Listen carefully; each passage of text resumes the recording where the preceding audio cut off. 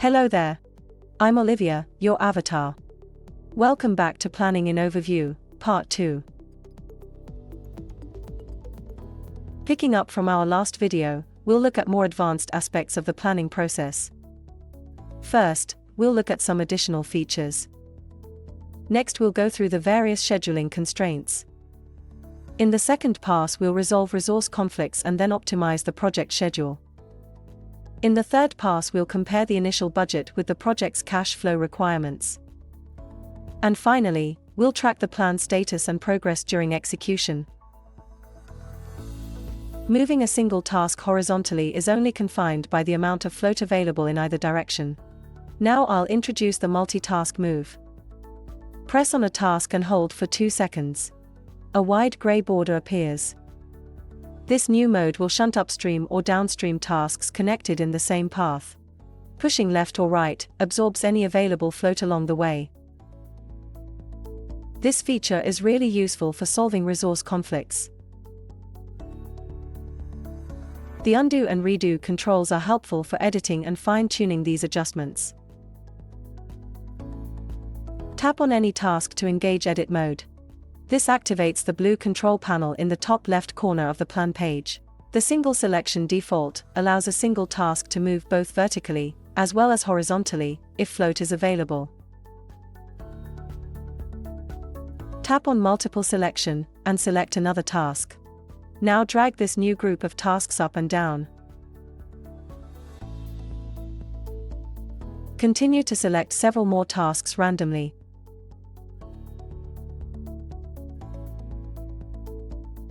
Notice they can all be moved up and down as one synchronized group.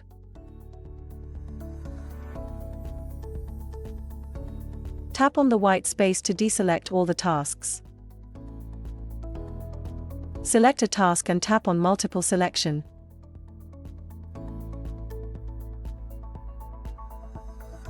Select another task, but this time ensure it is associated with the same deliverable. A third option appears in the control panel. Selecting it automatically groups all the tasks in that deliverable, no matter their location. Now move the entire group up and down. We can also add tasks individually from other deliverables and join the existing group. This process allows the plan to be rearranged quickly, while ensuring that the schedule is not altered. This is the last of the 4 task modes. A task in temporary mode is like a bookmark. It gives a visual cue that something has to be done to this task before it can be reset to its normal horizontal position. For example, we could be waiting for more information, or a decision to be made, such as confirming a duration or cost estimate. There are 3 ways to switch temporary mode on and off. In the task property, scroll down to status and tap on the blue icon. Tap on save. To reverse, go back to properties and retap the icon. Close out the properties and double tap on the lower third of the task. This opens the status submenu. Toggle the switch and save. Switch it off to return the task to basic mode. There's also a shortcut available called Rotate. It's already set up in iOS. If necessary, in macOS, tap on the Apple menu and go to System Settings. Then go to Trackpad and select Scroll and Zoom. Ensure Rotate is toggled on. Place your thumb and forefinger apart and rest them on the task. Pause for a moment, and then twist counterclockwise on your trackpad or screen. Twist clockwise to bring it back to basic mode. As a bookmark, a task in temporary mode is highly visible even in large plans. It also shows up well in the summary view. The delay task is used when wait times are required in the schedule. Simply type in the word delay at the beginning of the task description. Notice the warning icon in the lower right corner.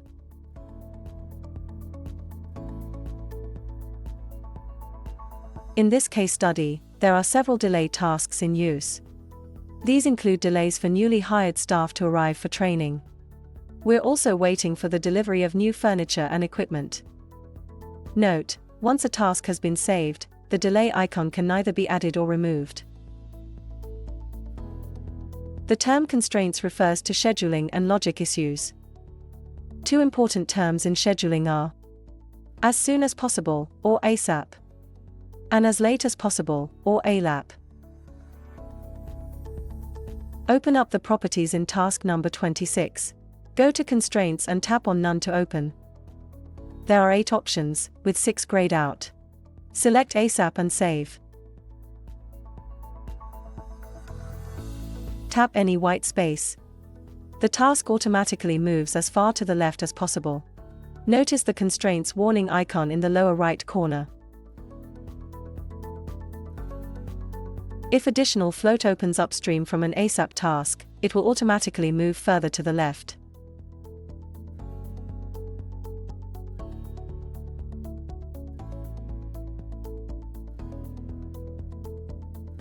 Go back to the constraints and select ALAP. And save. Tap on any white space. Task 26 moves automatically downstream to the right. The remaining 6 constraints are based on specific calendar dates. To activate them, we'll enter May 1st as the end date for the project.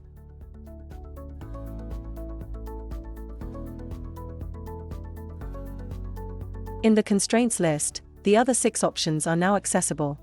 Let's work through a couple examples. Select Start No Earlier Than. Set the date to 1 week earlier than the task's current start date.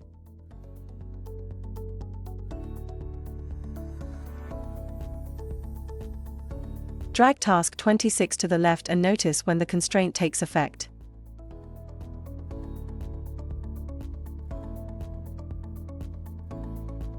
From here, switch the constraint to Start No Later Than. And leave the end date as is. When we try to slide it to the right, it can't move. The remaining 4 constraints include Finish No Later Than, Finish No Earlier Than, Start on a specific date, and lastly, finish on a specific date. Now we'll continue with the second pass. Open up the resources list in the main menu and activate the conflict detection switch. Notice the warnings for both the GM and the AM. These are sorted according to their ranking. Tap on the checkmark for the GM. The list closes and the General Manager is highlighted in solid red in the info table. Along with this, the GM's resource indicator appears in the top left-hand corner. Notice the red warning mode of the tasks in conflict. A conflict is made up of at least 2 or more tasks where the total resource usage exceeds the allowable limit. In this case, it happens in week 18 for the General Manager. Here's where the multitask move is used. First, let's try rescheduling task 14 to the left.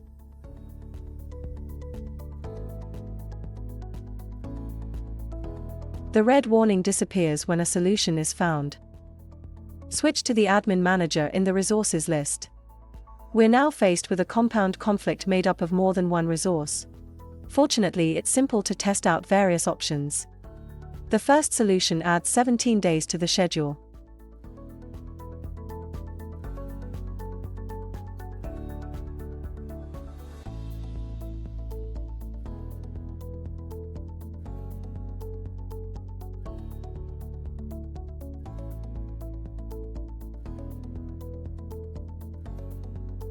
Congratulations, our efforts have paid off. We were able to resolve the compound conflict and it only cost us 1 extra day in the planned duration. The sponsors and clients will surely appreciate this. After resource conflicts have been solved, the next step is to optimize the plan by transferring as much float downstream as possible. There are 2 objectives here. One is to protect high-risk tasks with as much float as possible. And 2 is to concentrate as much float downstream to protect the project end date. The challenge is not to create any new conflicts along the way, or compromise our current durations and resource levels. Start at the top left-hand corner and use the multitask move to shift tasks upstream, while transferring float downstream.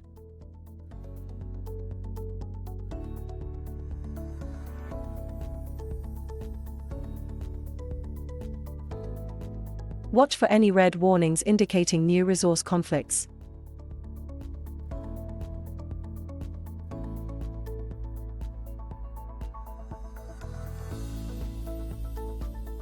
A final note regarding optimization.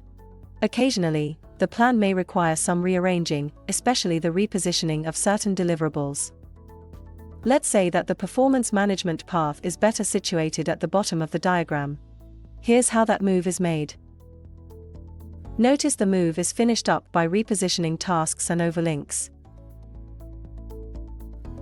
The third pass is the last stage before the plan is presented for approval. Ensure each task is resource loaded and fully costed. Then compare the running total against the initial budget. Early top-down budgets will require updating. Also, double-check with the financial department to ensure cash flow can support peak project expenditures. Note, the critical path, defined as the path or paths with the least amount of float, is activated in the View menu. Next, let's re-establish a final end date. Compare it to any desirable or constraint dates established earlier. Remember that the visual evidence provided in Overview goes a long way in defending unpopular decisions. Adding the end date launches the dateline. It advances forward continuously each day, giving a visual reference to the progress of the project. Considering the value of the project that the plan represents, we highly recommend that the team overproof the entire plan with only one last time. Save the baseline and present the plan for approval. By the way, there is a history log in the task properties that keeps track of each saved file as a permanent record.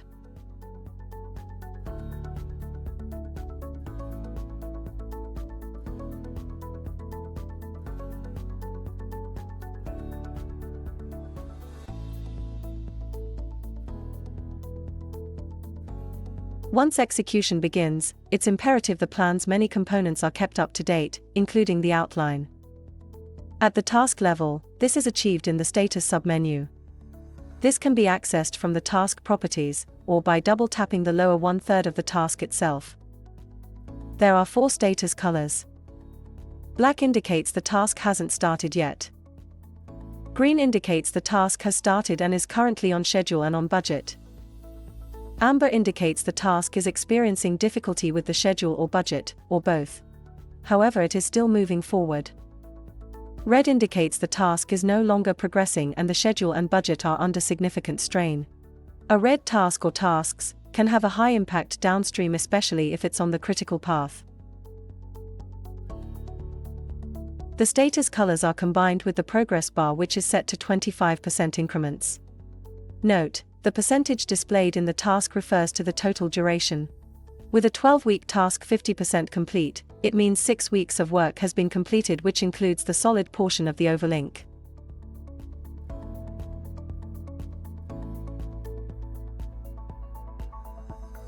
These are displayed graphically in both the summary and detail view of the plan pages.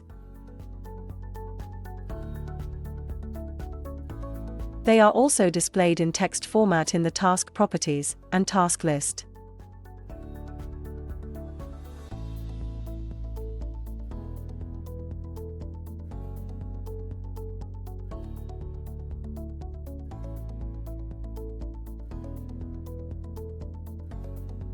Overview's live plan is a roadmap that readily adapts to changes both large and small. In this segment, we'll look at how nimble the process is to keep your plan up to date. Let's say that the plan's end date moved up to April 3rd.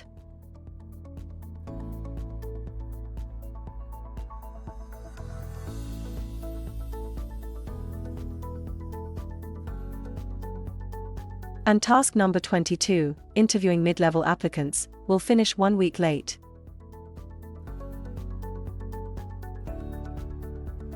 The thick red warning link indicates a schedule conflict. Fortunately, we can adjust task 19 downstream, using its available float. It also turns out there's been a terrible delay for furniture and equipment delivery, task number 9.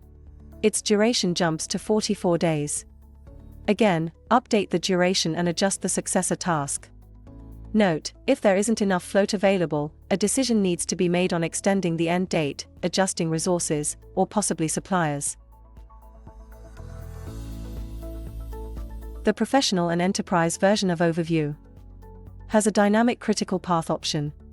Tap on the critical path icon and select Detect from Today. See how the dynamic critical path updates automatically according to the current date. In a later video we'll visit the 3-level review process. Although the closeout reviews are scheduled at the end of this plan, it's important to track key issues and information throughout the plan's execution, especially the acceptance and assessment reviews. Note, lessons learned can easily be recorded in their respective tasks for future reference and reporting. Let's recap. Here are the key steps we've covered. We moved multiple tasks both vertically and horizontally. Then we discovered how to set up temporary and delay tasks. We reviewed the 8 types of constraints, starting with ASAP and ALAP. Next we focused on the second pass, resolving conflicts and optimizing the plan. In the third pass we compared the budget with cash flow along with preparing the plan for approval. And finally, we looked at tracking and updating the plan as execution progresses. In our next video we'll take a closer look at overlinks. We'll move beyond the most common finish to start link, and show you start to start, finish to finish and finish to start in Overview. If you have any questions, please contact us at inquiries@overview.vision. That's all for now. Thank you.